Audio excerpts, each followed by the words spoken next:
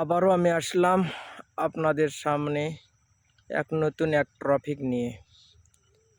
এই যে দেখছেন রসুন এবং সাইডে পেঁয়াজ। রসুন পেঁয়াজের সম্পর্কে আপনাদেরকে কিছু টিপস দিতে চাই, কিছু তথ্য বলতে চাই।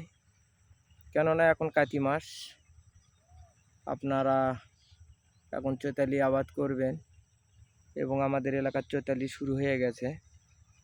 পাশাপাশি জমিগুলো সবগুলোই তৈয়ার করছে, দেখছেন এগুলো সবগুলোতেই চৈতালি হবে। চৈতালি এখন আমাদের এলাকায় বিশেষ করে আলু, পেঁয়াজ, রসুন, বিভিন্ন প্রকারের আবাদ, ছাঁচি লাউ, বিলাতি, পটল, সব ধরনের আবাদই হয়। এই যে একটা কৃষক দেখেন রসুন আর পেঁয়াজ লাগাইছে। এই কৃষকটা রসুন লাগাইছে আগে রসুন লাগালে কি হয়, আগে রসুন লাগাইলে খরা বেশি ছিল, বৃষ্টি পাশে বৃষ্টির জলেতে রসুনগুলো লাল হয়ে যাচ্ছে।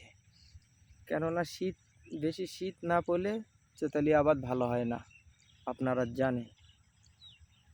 তাই আপনাদেরকে উদ্দেশ্য করে বলছি, আপনারা যেভাবে যে আবাদি করবেন চৈতালি, একটু ধীর স্থির করবেন, তাহলে আপনাদের আবাদ 100% ভালো হবে এবং সুন্দর হবে। কিছু কৃষক এগুলো জমিতে আলু লাগানোর জন্য চেষ্টা করছে।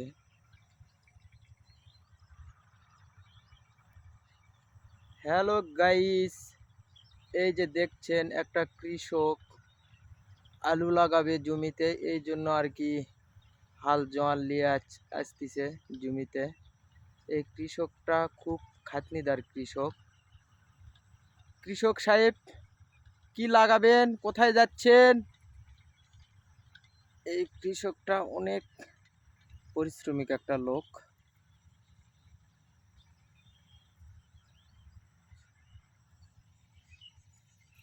এই রসুন সম্পর্কে আপনাদেরকে একটু ধারণা দিই। এই রসুনটা আপনারা লাগাবেন একটু শীত পড়লে, কেননা রসুনটা দীর্ঘদিনের আবাদ। এই রসুন আপনারা বিশেষ করে রমজান মাসের দিন 10-15 যাতে যদি লাগাতে পারে তাহলে সঠিক ফলন পাবে।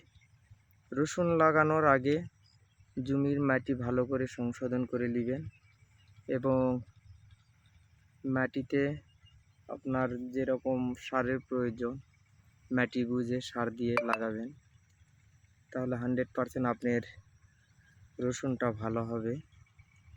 এবং পেঁয়াজের বেশি সার হলে পাতা হেলে যায়, কম সার দিবেন, ছিঁচাই অল্প অল্প করে সার দিবে।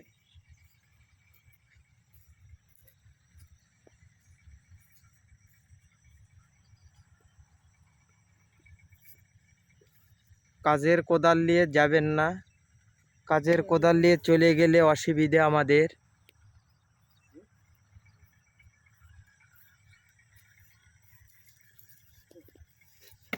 সেই বাতানা বাতাসে খুব ভালো। এই কৃষকটা আলু লাগানোর জন্য পাগল হয়ে গেছে, আপনারা দেখেন এটা সুপার ঠিকঠাক আছে।